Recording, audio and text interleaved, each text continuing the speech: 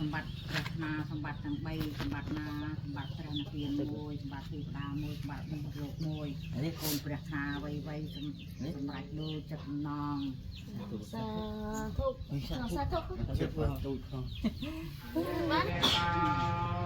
អរហតោសម្មាសម្ពុទ្ធសង្ឃមោតោអរហតោសម្មាសម្ពុទ្ធសង្ឃញ្ញាអ្នកបានសក្ការៈថ្វាយគុំគុំនៃខ្ញុំព្រះសរោđấy ở nghiệm mọi người thấy cũng đi mà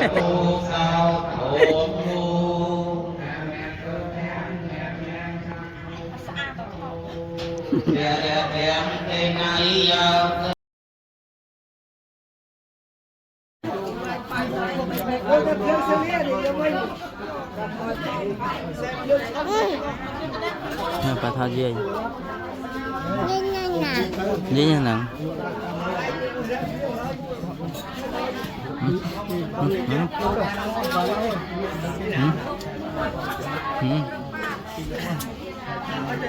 Ini sih bantu aja. Sapa tay cả. Sapa tay. Ôi.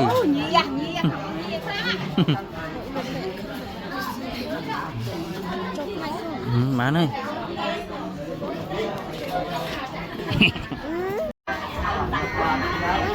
Ê. Mà thôi mạ sao?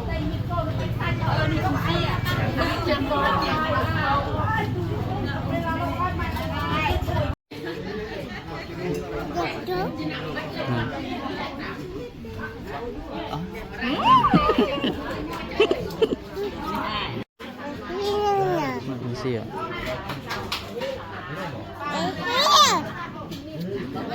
Xe được bao?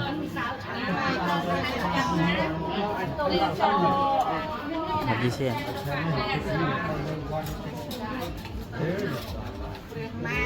Đi xe rồi.